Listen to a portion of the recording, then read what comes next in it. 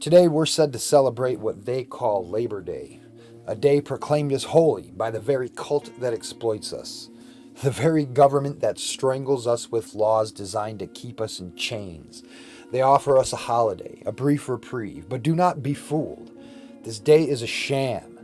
Those in power exploit us and then dare to call themselves our allies, but we know the truth. Every right we have was not granted. They were ours to begin with, and they were fought for. This day is not theirs to give. It is ours to take. The United States government, the head of the hydra that wears the mask called authority, dares to celebrate Labor Day, yet they are the ones who crush labor under the weight of their exploitation.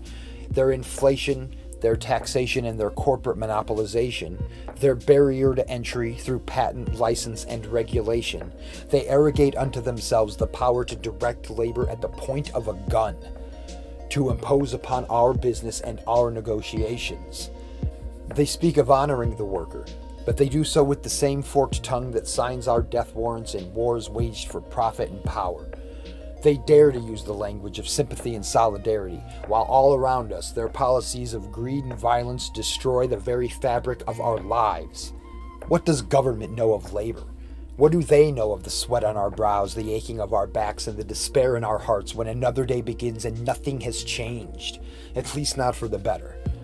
Do they sympathize when they take nearly half of our wealth in the name of our own good? They do not understand labor because they do not labor. They rule. They command and govern. They profit from our toil and then have the audacity to claim that they stand with us, to honor us with this pittance in thanks for a lifetime of servitude. They celebrate this day while presiding over a system where wages stagnate, inflation erodes what little we have, the fruits of our labor are stolen to line the pockets of the few, and they tell us to celebrate this day, to put our feet up, grill our hamburgers, and enjoy the discounted consumerism, while countless workers, men, women, and children, struggle to survive not in some distant land, but right here in the very cities that they claim authority over. And what of their wars? What of the endless conflicts they drag us into?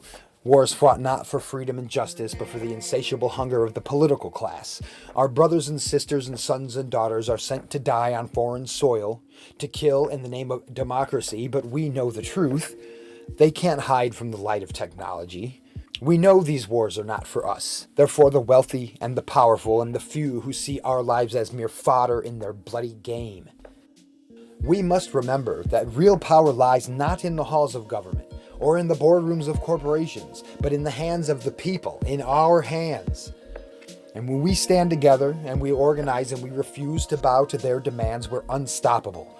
The history of labor is not one of gifts from the powerful, but victories wrested from them through struggle and sacrifice. For millennia, the struggle against the ruling class has endured. From primitive priestly states to noble murderous monarchies to the atrocities committed in the name of the workers directly, the struggle continues. And we cannot rest until the chains of oppression are broken and the state and all other systems of oppression are relegated to the dustbin of history. We see through their charade. Labor Day is not a gift, it's a bribe. It's an insult. Consider the audacity of a group of individuals who literally lay claim to our lives and then honor us with such a gift. We must reject their lies. We must reject their false celebrations. Today's socialists are just as eager as ever to claim that the capitalists need the workers more than the workers need the capitalist. But rare is the socialist willing to brave the realities of that claim. I'm not sure I can blame them very much. The system does make it difficult, and it is difficult, and it is uncertain, and it can be frightening. But we must reject this as a false celebration in the face of real oppression. Instead, we must call for a permanent strike, a complete withdrawal of our labor from their corrupt system.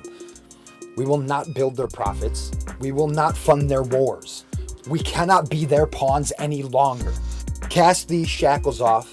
Let us create our own institutions, our own systems of voluntary production and exchange outside the purview and influence of the state and its lackeys. Let us begin now, saving our resources and working to prepare for the final termination of our so-called employment contracts.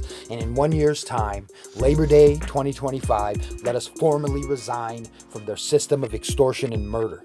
We do not need their approval, their recognition, or their holy days. What we need is solidarity, action, and the courage to stand up to say, enough. No more exploitation, no more wars, no more lies.